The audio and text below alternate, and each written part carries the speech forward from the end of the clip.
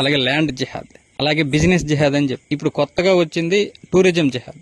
Tourism జిహాద్ ఏం కొత్తగా రాలేదు, వాళ్ళు ఎప్పటి నుండి ఉన్నది. కాకపోతే ప్రజల అవగాహన లేదు. ఇది ఎన్నిసార్లు చెప్పినా కూడా మీరు చూసి చూడనట్లు వదిలేస్తారు. కాకపోతే కనీసం ఈ వీడియో 10 మంది కానీ షేర్ చేయండి. అంతకు మించి మనం హెల్ప్ చేయాల్సిన అవసరం ఏం లేదు. ఏం రోడ్ల మీదకి వచ్చి నిరసనలు చేయాల్సిన అవసరం లేదు. మీకు ఒక కథ చెప్తా, మీరే నిజ నిర్ధారణలు చేసుకుని ఇందులో ఎంతవరకు నిజం ఉందనేది మీరు తెలుసుకోండి. మహారాష్ట్రలోని జల్గావ్ జిల్లా నుండి 125 మంది పర్యాటకుల బృందం రైలులో ప్రయాగరాజ్కు చేరుకుంది.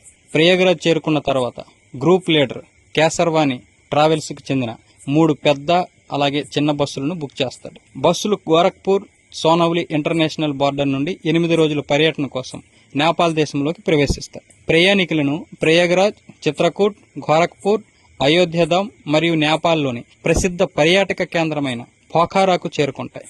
మరుసటి రోజు ఉదయం 8 గంటలకు 3 బస్సులు పోఖారా నుండి కాఠ్మండు వైపు బయలుదేరాయి. గోరఖ్పూర్లోని ప్రిపైచ్లోని నివాసం ఉంటున్న ముస్తాఫా అలియాస్ ముర్తాజా డ్రైవర్ గా ఉంటాడు. దానికి బస్సు 1000 అడుగుల లోతైన లోయలో పడింది.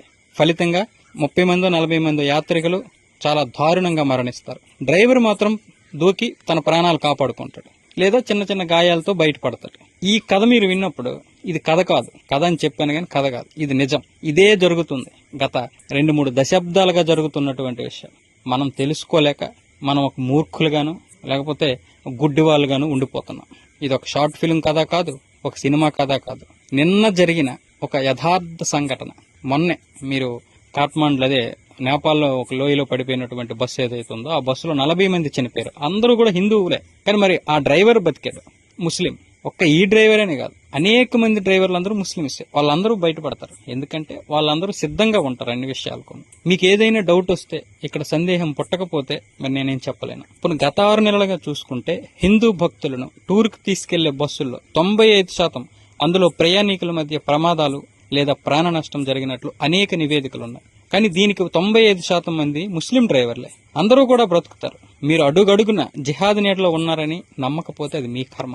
మనందరం కూడా జిహాద్ నీడలోనే ఉన్నాం. ఏ రూపంలోనైనా మనం దానికి బలిపశువు కావచ్చు.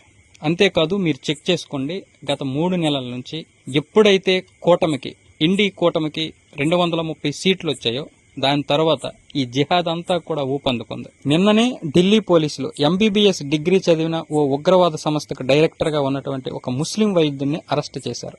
గోరఖ్పూర్ మెడికల్ యూనివర్సిటీకి చెందిన ప్రముఖ DCH doctor Kafeel Khan child health care unit కు అధిపతిగా ఉన్నప్పుడు ప్రతి సంవత్సరం మెనింజైటిస్ తో వందలాది మంది పిల్లలు చనిపోయారని మీకు గుర్తుండే ఉంటుంది. యోగి ప్రభుత్వం అతన్ని పదవి నుంచి రిలీవ్ చేసినప్పటి నుండి గోరఖ్పూర్ మెడికల్ కాలేజీ నుండి ఇప్పటి వరకు ఒక్క చిన్నారి కూడా మెనింజైటిస్ కారణంగా మరణించినట్లు నివేదించబడలేదు. ఇది కల్పితమా లేదా ఊహాత్మక విషయాలు కాదు, ప్రతిదీ ధృవీకరించబడింది, అలాగే రికార్డు చేయబడింది. ఇప్పుడున్నటువంటి పరిస్థితులు చాలా సున్నితమైనవి. మనం ప్రతి క్షణం, ప్రతి చోట, ప్రతి పరిస్థితుల్లో అప్రమత్తంగా ఉండాలి. లేకపోతే ఇస్లామిక్ జిహాద్కు ఎప్పుడు బలవుతామో మనకే తెలియదు. మన పిల్లలు కూడా ఎలాంటి పరిస్థితుల్లో ఉన్నారో, ఎంత ప్రమాదంలో ఉన్నారో ప్రతిరోజు చెక్ చేసుకోవాల్సినటువంటి పరిస్థితి. మీ పిల్లలు లవ్ జిహాద్కి బలైపోతున్నారా? మనం ల్యాండ్ జిహాద్కి బలైపోతున్నామా?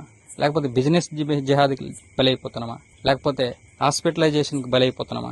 లేకపోతే టూరిజానికి బలైపోతున్నాం? ప్రతిదీ గమనించాలి. అడుగడుగున రావణుడు కూర్చున్నాడు. మనకి ఎంతమంది రాములు దొరుకుతారు, ఇది మనం గమనించుకోవాలి. ప్రతి ఒక్కడు మనకు దొరుకుతున్నది సెక్యులర్ మారీచులే. వందలు, వేలు, లక్షల సంఖ్యలో మారీచులు హిందువులను భ్రమింపజేస్తున్నారు. చెప్పాల్సింది చెప్పాం. ఇక అది మీ ఇష్టం. మీరు ఎంతవరకు దీన్ని చేరవేస్తారో చేరవేయండి.